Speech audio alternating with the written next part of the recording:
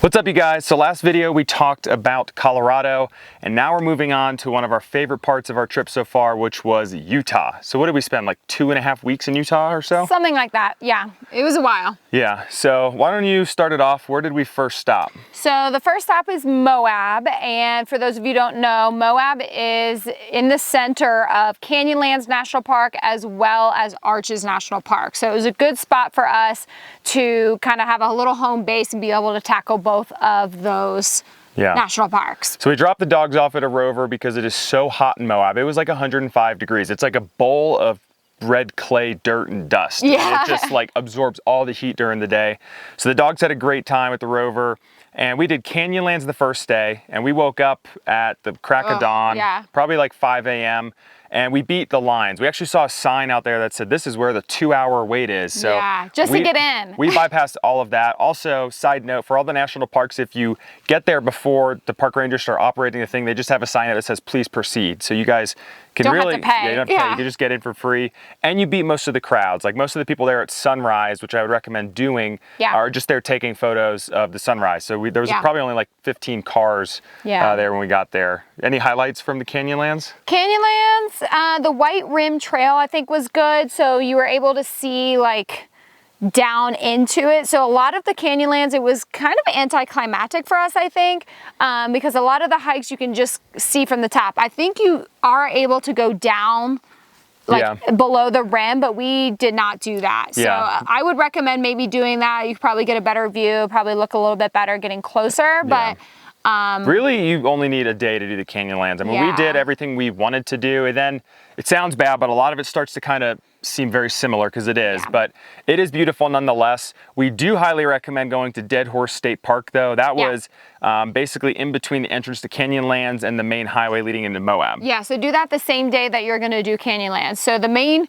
attraction there is Dead Horse Point, which is in the state park. So yes, you do have to pay a state park fee, but it is well worth it. That had better view. That view was better than anything in the entire Canyonlands National Park. And there's a lot of like viewpoints that you can walk along the rim and see different things, but I mean, it was incredible. Yeah, super cool.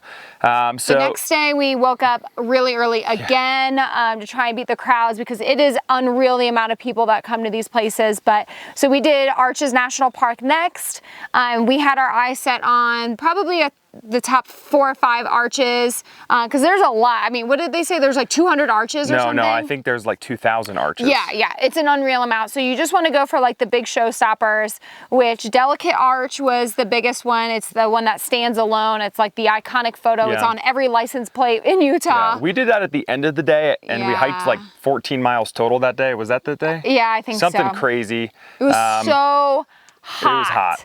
So like it was a 30 to 40 minute hike to the arch, which I didn't realize in our minds. We're like, oh, that's not that bad. But the entire way is straight uphill with 0 shade. On a giant rock that just absorbs all the heat of the sun. Anyway, it was well worth it though. It's really windy when you get there. It's kind of like a natural, I called it like a natural amphitheater. So it's like a very round outer rim. And then you can see the arch out in front of you that you can go like walk up to if you want, or you can just stay on the side and that was look probably at it. one of the 2 best photo moments, because that's really the only arch that's kind of, it looks like it's misplaced out of nowhere. Definitely. We started off the day at Windows, right? At Windows. And which was nice for sunrise coming up. And then what was the second one right there? So the cool thing about Windows is that the parking lot for that has 3 or 4 arches there. So Windows Arch is there, as well as Turret Arch, which is a good sunrise spot, and then Double Arch, which I think may have been my favorite one, to be honest. It was super really cool. And probably the biggest one. Yeah, definitely. Well, I don't know about the biggest, but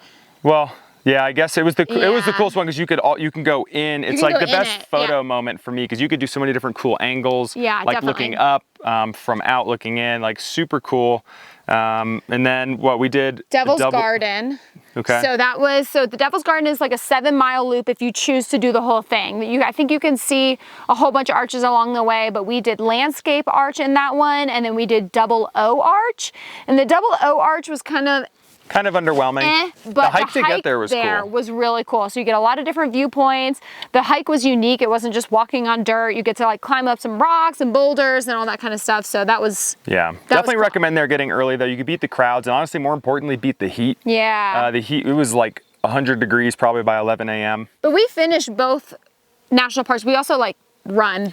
Yeah, we went Not fast. run, but we were fast hikers, and we were trying to get as much done before You could the heat. definitely do each in a day. Yeah. I wouldn't recommend doing them in the same day because Moab is also a really cool town. There's a Moab brewery, has really good beer if you guys like it, and the food was really good, fun atmosphere. And then there's a coffee shop. There's like a couple food trucks down there. Yeah, definitely a good spot. Yeah. And then one of the nights we were in Moab, we had extra time, so we booked a UTV off-roading tour, which I posted a GoPro footage. If you guys haven't, go check that out if you haven't seen it already. But we'll throw some footage up here as well. But that was probably one of... We went at sunset, which was also incredible because one, you beat the heat, and two, you have views over the mountains, and it was just awesome. Big adrenaline rush. She was screaming. She wouldn't drive. I had to drive the whole time, which I wasn't complaining about. It was a very It's cool because you crawl up rocks, which is amazing. We did a tour guide because we don't know what we're doing, and we wanted to make sure we weren't going to tip and roll. Yeah. But honestly, if you're in Moab, there was also like sandy parts, which was really cool. Sandy parts, so you can kind of rip through the sand and go fast. Yeah. Honestly, one of the highlights of our entire trip so far. We've been on the road for probably almost 2 months now, and that was probably one of the biggest highlights. So then we picked up the dogs and so then we headed to Monument Valley. So we went directly south, and this was an addition.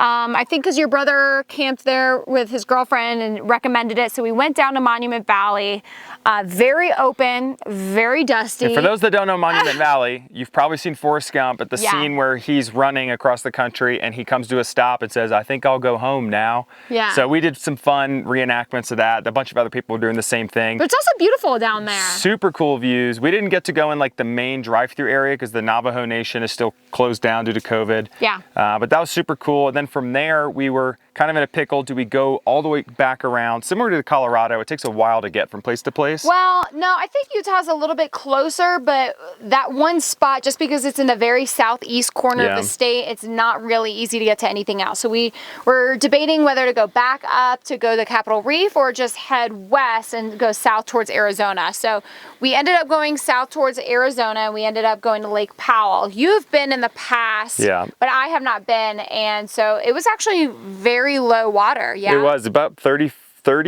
feet below pool, I think someone was telling us. But if you guys get a chance, Lake Powell is super fun, super hot, but it would be really cool. I would love to go back and do like a houseboat with a bunch of friends or family. If you can go kayaking through like the Antelope Canyon area. And then Antelope Canyon itself, the lower side, which is run by Navajo Nation, was also closed. I've done that before. If you have never seen photos of that, that was like one of the coolest things I've ever seen in my life. Lower Antelope Canyon by Lake Powell. And then, so we camped there, just found some dispersed camping, free camping everywhere in Utah.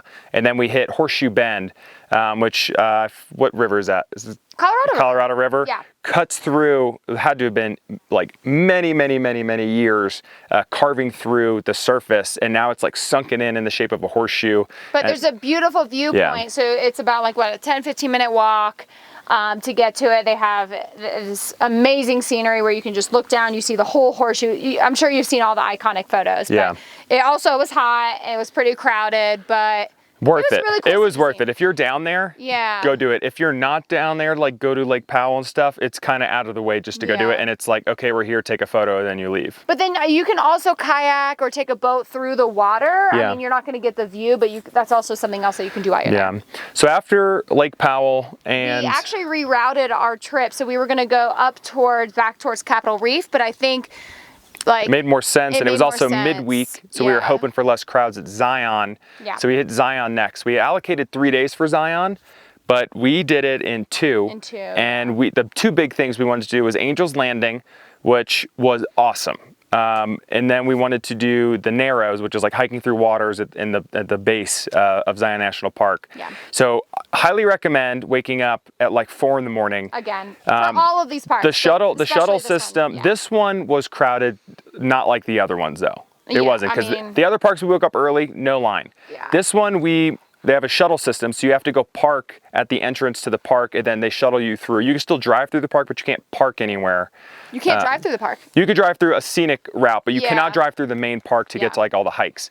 So get there early. We got there at 5:30 each day, and we were on the 3rd shuttle, so there's still people ahead of us. But the masses of the crowd come between 5:45 and 6:30. There was probably like 300 people behind us by 6 o'clock. And you want to it's worth it because beating the crowds for those two main attractions, especially especially well, really both of them, but Angel's Landing, we had really nobody in front of us, maybe like 20 people that we passed most of them because we were like running up. The hikes will take probably 2 to 3 times longer just because of the amount of people that are there. And also you beat the heat again. Yeah, so. and Angel, unless you're like deathly scared of heights, Angel's Landing was not that bad. Not that bad. Yeah. A lot of people make it sound like you're like tiptoeing on the edge of a cliff. Like you had several feet of space, you're passing people. It was like, I'm not a huge fan of heights and I had no issue with it. And the view from the top was insane. Yeah, and it's insane because it's in the middle of the canyon. So you have 360 views. So you have the lower canyon, the upper canyon. So it's kind of like right in the middle there. Yeah. And then we did Observation Point. Observation Point was honestly, oh my God, that was probably the best view of the entire park. And you actually don't even have to go into the park to get to that trail. So you have, yeah, you do. You have to go through that through the park. You have to, but you don't have to. And through the tunnel, the Correct. tunnel. But anyway, it's outside of the park, so you get like the entire view, and it's probably the highest point that you can get to, and it's a really long hike. Easy hike, but it's an easy hike. Yeah. It's not hard. It's not strenuous. Very flat. It's 3 miles out, 3 miles back, but it's very flat and easy and well worth it. Yeah, best view of the entire park, in our opinion. Next day, 4 a.m. wake up call again. Yeah. We got to do the Narrows. Definitely recommend getting the booties and the stick. We didn't know we were like, oh, we don't need that. It looks silly, but the water is cold, worth it for your feet and stepping on rocks. And the stick honestly helps feel out in front of you of what the next step's going to be like. I tripped and fell on my face. I fell twice. Yeah, but I lost my sunglasses. Yeah, the big reason to get there early is because this is mobbed. So we went out on the way out. We went up like a couple miles in the water. Super amazing, very beautiful, especially with the sun not quite up yet, not hot. And there was almost nobody. Like in our photos, there's barely anybody in any of our photos. Coming back though was an absolute zoo. Yeah, it was hard to get back because there was just so many people. Yeah, it was crazy. There's hundreds of people at every section of the Narrows. And that was at like 9 a.m. Yeah. So definitely get it done by then. I also heard you could start later, but just be aware the shuttle system stops at I think 5 o'clock during the week, or maybe it's 8 p.m. on the weekends. Maybe it's 8 p.m. all the time. Yeah. But once that last shuttle is gone, you're on your own. And it's an 8-mile walk from like the Narrows end of the park back to the visitor center. And we also did the bottom up hike. So there's also a top down hike, which is like, what is it, like 14 miles round trip or something? Some people camp halfway, right? Yeah, I think so. So you start like, I think outside of the park and you come towards like lower down through the canyon. But you need a permit for that one. Obviously we were late to the game on that. So we did the bottom up, which is the more popular one, but it was still incredible. Yeah, and so after Zion, we headed, we actually, we nixed the third day at Zion because we had done everything. We headed to Bryce Canyon. Well, a lot of the other hikes were also closed because there's a rock slide, so a lot of the shuttle stops were closed. So do your research again about what is open and available during the time that you're going.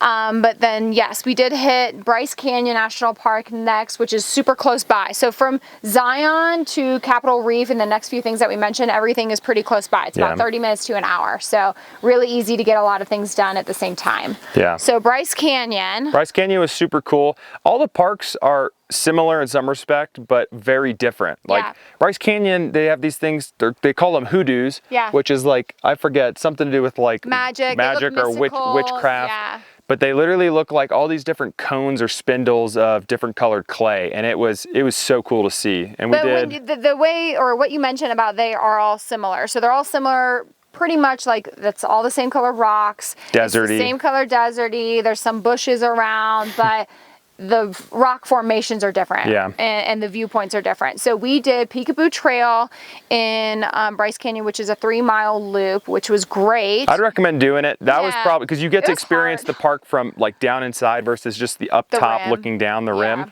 So that was cool, and we were pretty beat from that hike, and there's only a couple other viewpoints that we wanted to do, and other than that, you could knock that park out in a couple hours. Definitely.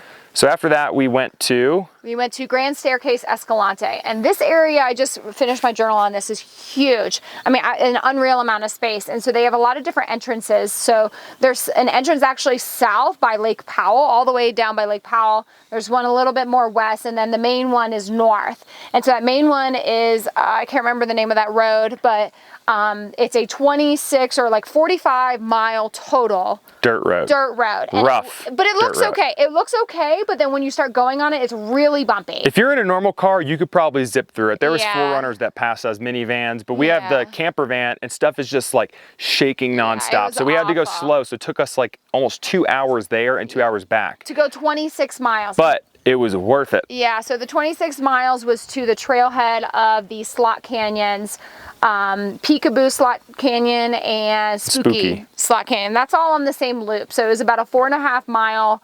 hike total. And what you say, probably like 2 miles of it or 2.5 miles of it is flat on that rim. Yeah. And then you go down, which definitely download the All Trails map because there's no service. markings. And All Trails, if you download it, you Yeah. can do GPS and actually follow it because it's very easy to miss the first turn down off the rim. Because there's no signs, no markings, and actually there's no real signs once you get down there either. We have to follow the rock, how do you call them, cairns? Or Yeah, it's like rocks stacked up on top of each other. Yeah. Just follow those, you'll be fine. But down in the canyons was awesome. It reminded me of Lower Antelope Canyon. Yeah. There was a couple parts that actually sketched me out a little bit. I was got like, one "Come point, on." I got a little claustrophobic. I was like, Jill, should we like do this? And of course she's like, yeah, come on. Well, we were halfway through. I know. I I was freaking out. We finished no problem.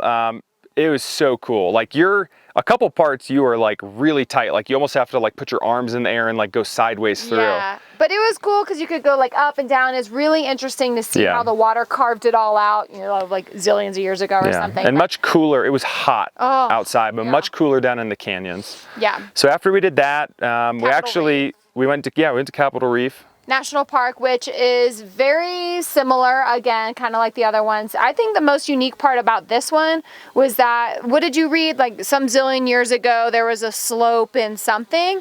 So that like all of the mountains were all slanted, like east. All the sandstone lines are like this, which is so cool. So it kind of feels like you're like driving sideways because they're all slanted in one direction. Yeah. But and then this is also interesting. Most parks don't have like things outside of just the visitor center. Some of them do, like restaurants, stuff like that. But this had something interesting. So they've had orchards there for supposedly years, if not like centuries. So they still make homemade pies and sourdough bread and jams and jellies and stuff like that out of the local fruits there, which is super cool. Highly recommend going to get a pie. They're like personal pies. Apple pie was their favorite. We had 3 different ones, strawberry and cherry. But apple pie was great. Like you said, the coolest thing about this park was that 1, there's no entrance fee, and 2, there's other things to do. I think there's other like interactive things for kids and like things that you can see on how they were harvesting, and there were some petroglyphs there that you can see right off the road. So definitely more of an interactive park as opposed to just like a driving through park. Yeah, don't recommend more than 1 day there though. You can knock that park out in a day, and it was also really hot, but cool nonetheless. And then from there we had planned to go up to Salt Lake City. Honestly, that was one of the cities on our list that we wanted to look to see if we wanted to move to eventually. Yeah. And it's a pretty cool place. There's so much to do. You got Park City for like wintertime, you know, snow sports, stuff like that. Which is close to the main downtown of Salt Lake City. Not that far. I mean, it doesn't take but 30 minutes, maybe 40 minutes from the airport to get out to Park City, which is cool. Yeah. So we actually got an Airbnb here. Which was nice because we had unlimited AC and unlimited water. It was nice to sleep in a bed, like a real bed for a little while. Laundry. Dogs could relax out of the van. We also deep cleaned the van, which was much needed. Yep. And we actually planned on filming content, but I think we were so tied up and relaxing. We went to the gym several times just to kind of get back in something other than hiking, some exercise. Yeah. And then Jill really wanted to go see the Great Salt Lake, which was honestly pretty underwhelming. It was, so it's only, I think it's like the biggest salt water lake in North America or something like that, and it was really stinky. It was smelly. It was really smelly. It was dirty. There's like bugs billions, everywhere. I'm not even exaggerating, billions of these little bugs. I thought the sand was black, but those were bugs. So every step you took, it was like a swarm. Yeah, there's like dead animals everywhere. It's kind of gross. Maple, our dog Maple, the little girl, the GSP that we have, she was rolling around and it's so gross. We had to hose her off. Yeah. So that was okay. It was cool to see, right? Kind of check it off the list. The spot, we went to the state park, like the Great Salt Lake State Park, which we thought we did see other parts of the lake because it's big. People do boat on there and do boating activities. So I'm sure maybe we just had a bad experience at the park. And then Jill wanted to go see the actual salt flats, which this is crazy to me because literally all over Salt Lake and the greater area of Salt Lake City, there's Like There's dried up salt everywhere. everywhere. It's like it used to be covered in an ocean. Maybe it was. I have not done all my research. It's nuts. The Bonneville Lake, which is why it's called the Bonneville Salt Flats, was dried up. I don't know when or, you know, how long it took to do that, but it left like an unreal amount of salt that basically dried up into this thick layer of salt. Yep. And so I read that you can drive on it. And as we were driving on the highway, we were going to a specific spot. Yeah, the actual rest area where you're supposed to take the photos, but Jill was very confident. And for anyone that knows Jill, I don't want to upset Jill. I want to make her happy. So I had a very hard decision to make. She said, we can off-road anywhere, right off the highway. We saw tire tracks everywhere. We saw a couple tire tracks. So anyways, I had to make a hard decision. I was like, this is two-wheel drive, a camper van. That's really I don't want to get stuck. It's really heavy. Do I go for it or not? And so she said, well, it's your decision. So I had to make the hard decision of, do I disappoint her by not being adventurous and going out, or do I take the risk and do it? So I finally pulled off the highway, which was really stupid. We got about 30 to 40 yards out, came to a complete dead stop. We had these go treads. We've been waiting to use this to get unstuck. Hold on. We got stuck because under the layer of salt, there is a really thick, dark gray mud. It's like glue. Yeah. The tires were really so sticky. caked in it. Yeah. And it was nuts. But we got stuck. We have these go treads. They worked to get us about 20 yards closer to the highway. They did their job. For only so much, right? Yeah. Then the tires were so caked up we wouldn't move. We couldn't do anything. So after 2 hours of me like using a shovel and taking off the mud from these go treads and the tires, finally called AAA. AAA wouldn't cover it, so we called a local tow company. Funny enough, it's called Salt Flats Towing. Yeah. They probably get a lot of business. He came out, took about an hour and a half to get out, and then he pulled us out, and we were off and on our merry way. And of course, we get up to the rest area, and we just didn't even stop, and we see all these cars driving off. I think it's a little firmed up more there. Has to be. But whatever. We got some cool photos. I guess it's a story. I'm laughing about it now. I was not happy that day. You were not happy. So then we drove. It's far out there. So we drove up to the next turnaround spot and then drove back to Salt Lake City. So we were in Salt Lake City for about 6 days, like super fun place. If you guys have never been to Salt Lake, if you guys are into adventure sports like mountain biking, hiking, especially in the winter, if you want to go, kayaking, paddleboarding. In the winter, obviously skiing and snowboarding in Park City is amazing. I actually went this past, I think it was January or February with some buddies, big time. So that was really it in Utah. We hit all, like, I don't know if it was all, but we hit most of the big national parks there. What were the top highlights of our trip for Utah? I think highlights were the UTV in Moab, probably Zion, all of the things in Zion, just because it was beautiful. I mean, there was rocks and mountainous, but it was also green and lush at the same time. Yeah. So it was just like super unique. I think Zion's been my favorite national park thus far, for sure. I agree. Low points, definitely the desert, just all in all the desert. The wind, the dust, the sand. It was impossible to keep this thing clean. And there was no clouds, no rain. So hot. There's no shade. There's no nothing. Honestly, it wouldn't have been as bad, but like we struggle with the dogs because they get very hot. We exercise them every day. Yeah. But it's harder to cool off the van during the day. So we did get them a rover for a couple different times. Yeah. But other than that, like aside from the heat and the dust everywhere, like Utah is amazing. Yeah. Like if you guys are looking for an adventure and maybe just rough it for a few weeks, highly recommend it. Definitely check it out. Hit those national parks. Salt Lake City is a big time. Yeah. I don't know. That's it. Anything else? Headed to Idaho next. Which we're here. We're here right now. So this is what, our second day in Idaho? Second day in Idaho. Yeah, so to Idaho, then we're gonna head to Wyoming. And then Montana, then the Pacific Northwest. So stay tuned. We're going to try to do more vlogs. We did whip out the drone recently. Yes, we did. At our campsite, finally. It's been like a month and a half, finally turned it on. Yeah, and it's super cool, super fun to use. You're not supposed to have them in national parks, though. So, like, we have to pick and choose where we're going to. But this is a national forest, and it's beautiful, and we could use it here. So. Yeah. Anyways, guys, stay tuned. Appreciate y'all watching. See ya.